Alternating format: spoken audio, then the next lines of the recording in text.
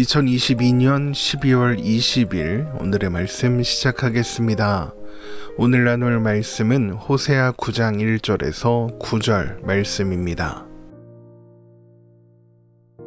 이스라엘아, 너는 이방 사람처럼 기뻐 뛰놀지 말라. 내가 음행하여 내 하나님을 떠나고 각 타작마당에서 음행의 값을 좋아하였느니라. 타작마당이나 술틀이 그들을 기르지 못할 것이며 새 포도주도 떨어질 것이요 그들은 여호와의 땅에 거주하지 못하며 에브라임은 애굽으로 다시 가고 앗수르에서 더러운 것을 먹을 것이니라. 그들은 여호와께 포도주를 부어드리지 못하며 여호와께서 기뻐하시는 바도 되지 못할 것이라. 그들의 재물은 애곡하는 자의 떡과 같아서 그것을 먹는 자는 더러워지나니 그들의 떡은 자기의 먹기에만 소용될 뿐이라 여호와의 집에 드릴 것이 아님이니라. 너희는 명절날과 여호와의 절기의 날에 무엇을 하겠느냐? 보라, 그들이 멸망을 피하여 갈지라도 애굽은 그들을 모으고 노브는 그들을 장사하리니 그들의 은은 귀한 것이나 찔레가 덮을 것이요 그들의 장막 안에는 가시덩굴이 퍼지리라. 형벌의 날이 이르렀고 보응의 날이 온 것을 이스라엘이 알지라. 선지자가 어리석었고 신에 감동하는 자가 미쳤나니 이는 내 죄악이 많고 내 원한이 큼이니라. 에브라임은 나의 하나님과 함께한 파수꾼이며 선지자는 모든 길에 친 새 잡는 자의 그물과 같고 그의 하나님의 전에는 원한이 있도다. 그들은 기브아의 시대와 같이 심히 부패한지라 여호와께서 그 악을 기억하시고 그 죄를 벌하시리라. 아멘. 하나님 안에서만 안전과 평화를 누릴 수 있는 이스라엘은 하나님을 잊어버리고 자기 소견에 옳은 대로 행했습니다. 그래서 그들은 하나님이 아닌 다른 것에게 안정과 평화를 찾았죠. 그들은 이방인들이 부와 풍성한 추수를 위해 하는 행동을 따라했습니다. 바알을 섬기고 그 앞에서 음행하기를 서슴지 않은 것이죠. 호세아 9장 1절입니다. 이스라엘아, 너는 이방 사람처럼 기뻐 뛰놀지 말라. 내가 음행하여 내 하나님을 떠나고 각 타작마당에서 음행의 값을 좋아하였느니라. 그러나 이스라엘이 아무리 이방인들처럼 기뻐 뛰놀며 음행해도 아무것도 얻지 못할 것입니다. 호세아 9장 2절입니다. 타작마당이나 술틀이 그들을 기르지 못할 것이며 새 포도주도 떨어질 것이요. 이스라엘이 안전과 평화, 풍요를 누릴 수 있는 곳은 오직 하나님 아니기 때문입니다. 하나님 아닌 다른 그 어떤 것도 그들을 행복하게 할 수 없기 때문입니다. 또한 자신들의 안전을 위해 이방의 강대국들을 의지했던 이스라엘은 오히려 그 땅을 잃어버리고 이방 나라들로 사로잡혀가 더 이상 이스라엘 땅에서 살 수 없게 될 것입니다. 호세아 9장 3절입니다. 그들은 여호와의 땅에 거주하지 못하며 에브라임은 애굽으로 다시 가고 앗수르에서 더러운 것을 먹을 것이니라.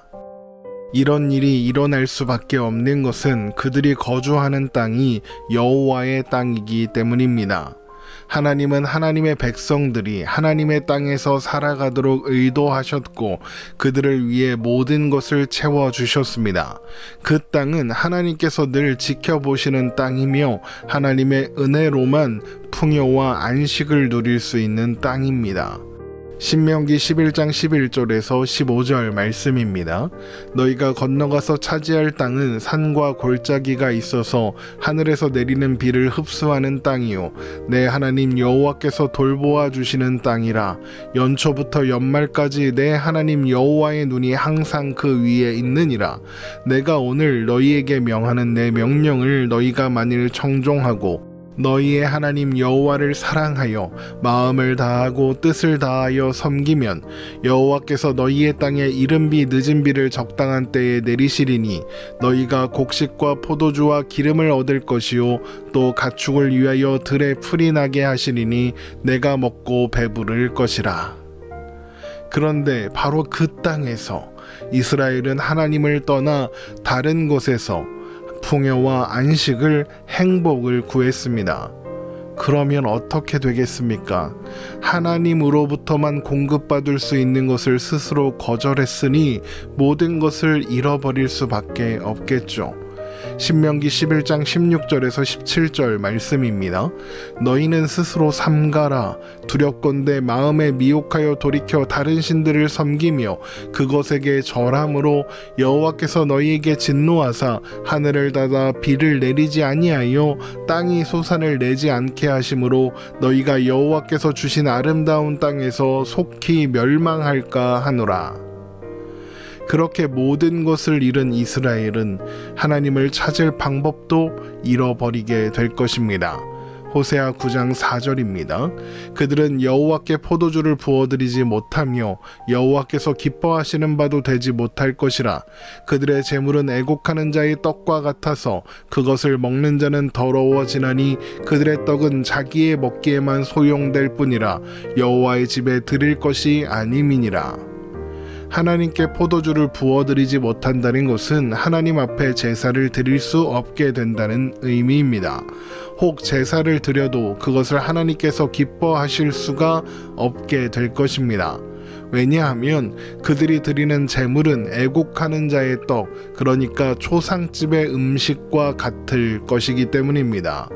초상집의 음식은 죽음과 가까이 있기 때문에 사람이 먹을 수는 있지만 하나님께 드리기에는 적당하지 않습니다. 그런데 그들의 모든 재물이 애곡하는 자의 떡, 그러니까 초상집의 음식과 같이 될 것이랍니다. 이것은 그들에게서 죽음이 괴속될 것이라는 의미가 됩니다. 그러므로 명절도 하나님의 절기도 그들에게 아무 소용이 없을 것입니다. 하나님께 제사를 드릴 수 없게 되니까요. 호세아 9장 5절입니다. 너희는 명절날과 여호와의 절기의 날에 무엇을 하겠느냐? 물론 그들은 이런 상황을 피해 도피하려고 할 것입니다. 그러나 그런 모든 시도들 또한 무의로 돌아가게 될 것입니다. 아무 소용도 없게 된다는 것이죠. 호세아 9장 6절입니다.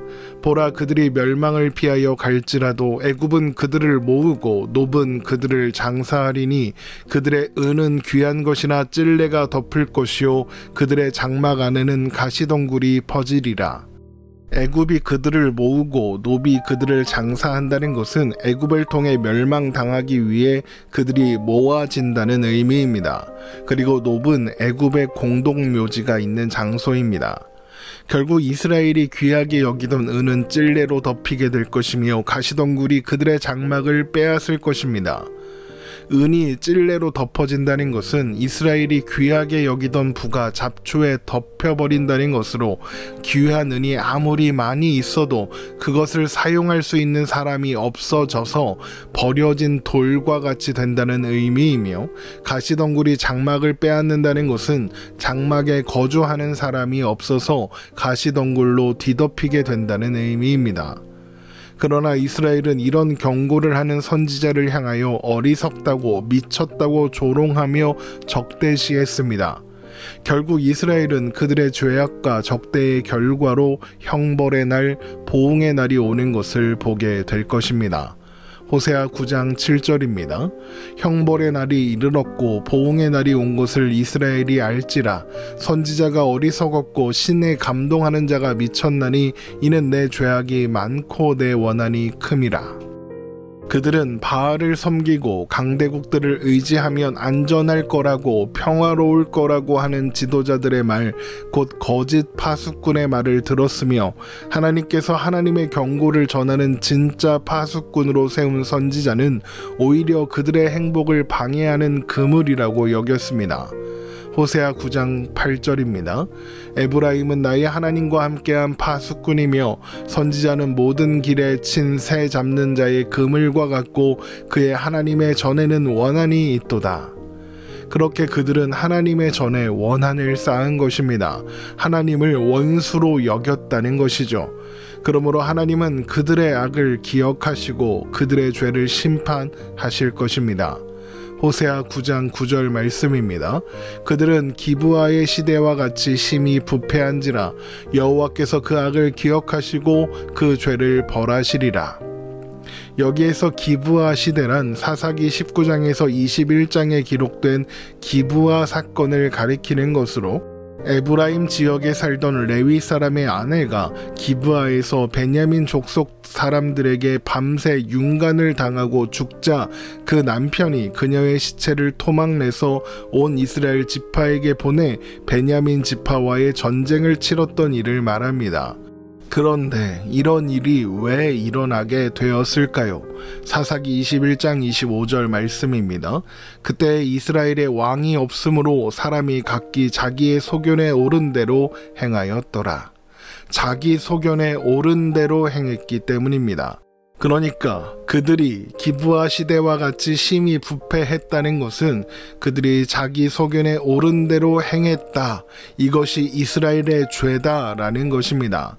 하나님의 땅에서 하나님의 통치를 따라 하나님 안에서 살아가야 하는 하나님의 백성들이, 그래야 안전하고 평화를 누릴 수 있는 그들이 각자 자기 소견에 옳다고 생각되는 대로 하나님을 떠나 제 길로 간 결과가 기브아 사건이었고, 지금 이스라엘이 가는 길 또한 기브아 사건의 본질과 같다는 것이죠.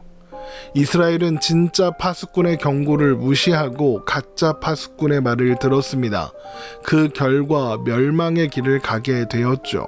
왜 그들은 임박한 위험을 경고하는 선지자의 말이 아니라 안전하다, 평안하다 거짓말하는 가짜 파수꾼의 말을 들었을까요? 그들의 소견에 그것이 옳았기 때문입니다. 파수꾼은 성의 가장 높은 곳에 올라가 사방을 경계합니다. 그래서 위험이 다가오면 경고를 하죠.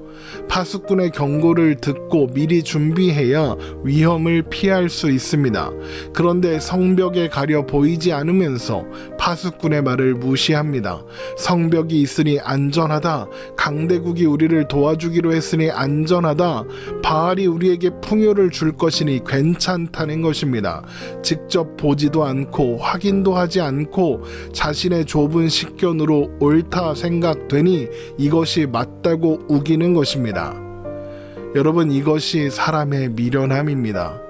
우리는 하나님의 말씀을 따라 사는 것보다 내 소견에 옳은 대로 살고자 합니다. 왜 그럴까요? 그것이 더 옳아 보이기 때문입니다. 내가 틀릴 리가 없다고 생각하는 겁니다. 하지만 하나님의 어리석음이 사람보다 지혜롭다 하였으며 하나님의 약하심이 사람보다 강하다 하였습니다. 고린도전서 1장 25절입니다. 하나님의 어리석음이 사람보다 지혜롭고 하나님의 약하심이 사람보다 강하니라. 사실 당연한 것 아닙니까? 그런데 우리는 이 당연한 것을 자꾸만 잊어버립니다. 우리는 항상 나는 틀리고 하나님이 옳으시다는 것을 기억해야 합니다. 하나님의 옳으심 안에서만 우리는 옳을 수 있습니다. 이것을 아는 것이 지혜고, 그래서 하나님을 의지하는 것이 지혜입니다. 이사야 55장 8절에서 9절 말씀입니다. 이는 내 생각이 너희의 생각과 다르며 내 길은 너희의 길과 다름이니라. 여호와의 말씀이니라. 이는 하늘이 땅보다 높음같이 내 길은 너희의 길보다 높으며 내 생각은 너희의 생각보다 높음이니라. 혹 이해할 수 없어도 하나님이 옳으십니다. 여러분, 이 사실을 항상 기억하며 하나님의 말씀 앞에 겸손히 서서 하나님의 말씀에 귀 기울이며 그 말씀을 따라 살기로 하는 우리가 되기를 주님의 이름으로 축원합니다.